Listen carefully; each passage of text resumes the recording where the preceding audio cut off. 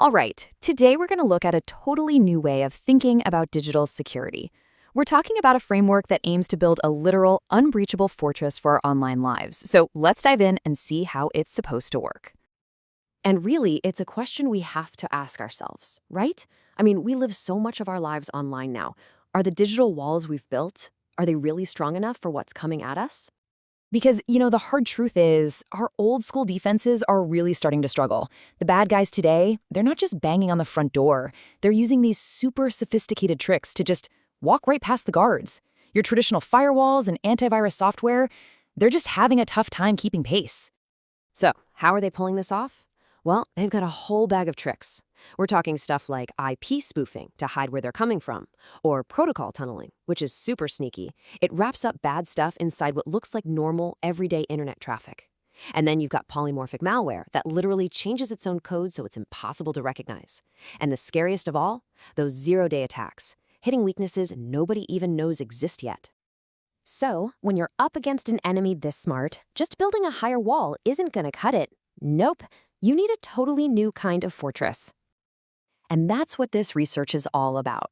The solution here isn't just a stronger wall, it's a smarter one. We're talking about an intelligent, multi-layered fortress that actually thinks for itself. It adapts, it learns, and it can spot an attack coming from a mile away, all thanks to the power of deep learning. And here it is, the blueprint for this smart fortress. Now I know, it might look a little complicated at first glance, but trust me, it's actually built on this really elegant, logical, layered design. This is the master plan, and we're going to walk through it piece by piece. Okay, so how does this whole thing actually work? Well, this fortress has 4 distinct layers of defense, and each one has a really specific job to do.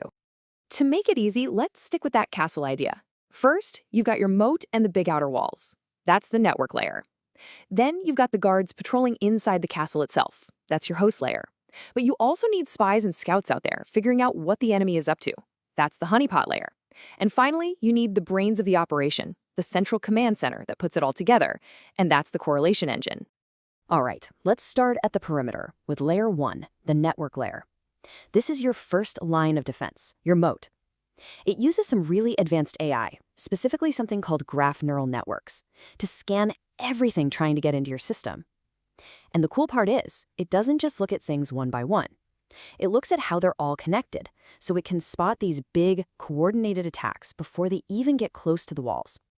Okay, but what happens if a really sneaky attacker manages to slip past that first layer? Well, that's where the host layer comes in. These are the guards inside the walls.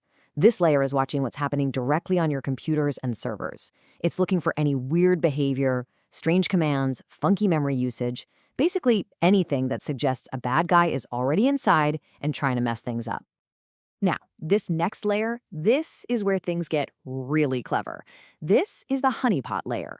So instead of just sitting back and waiting for an attack, this layer actively sets traps. It creates these tempting-looking decoys or honeypots to lure attackers in. And by watching what the attackers do inside this safe, controlled trap, the system can learn all their newest tricks and gather intel to make the whole fortress even stronger. It's brilliant. And finally, we get to the most important part, the real brain of the whole operation, the deep learning correlation engine. This thing is the central command. It takes every single piece of information from the other 3 layers, the network, the host, the honeypots, and fuses it all together. It's what connects the dots and sees the big picture. It can spot a huge, complex attack campaign that, to any one layer, might just look like a bunch of random, harmless little events. Okay, so the theory sounds amazing, right? A multi-layered, intelligent fortress. But the real question is, does it actually work? Well, let's check out the data and see how this thing held up when they put it to the test. The big headline number here is, wow, 97.3% overall detection accuracy. Now, I know what you might be thinking, what's a big deal about a couple of percentage points? But in cybersecurity, going from, say, 95% to over 97% is a huge deal. That's not just a small improvement. On a big network, that's thousands upon thousands of sophisticated attacks that you're now stopping. It's a massive leap. And this chart really shows you why that number is so incredible. This is called an ROC curve. Now, you don't need to be a data scientist to get this. All you need to know is that you want your line to be as close to that top left corner as possible. And look at that solid blue line. That's our new fortress. It's just crushing the competition, the other systems. And what that means is it's not just catching way more real threats, it's also making way fewer mistakes, fewer false alarms. But look, just being accurate isn't enough, right? The real test of any security system is how it holds up against attackers who are actively trying to be sneaky, trying to slip past its defenses. And the answer is a big, loud yes. Just look at this heat map. This shows how the framework did against all those nasty evasion tricks we talked about at the beginning. See that solid wall of green on the right? That's our fortress. While the old school systems, over there in orange and red, are really struggling, our system is just nailing it, maintaining super high detection rates, even against the really tough stuff.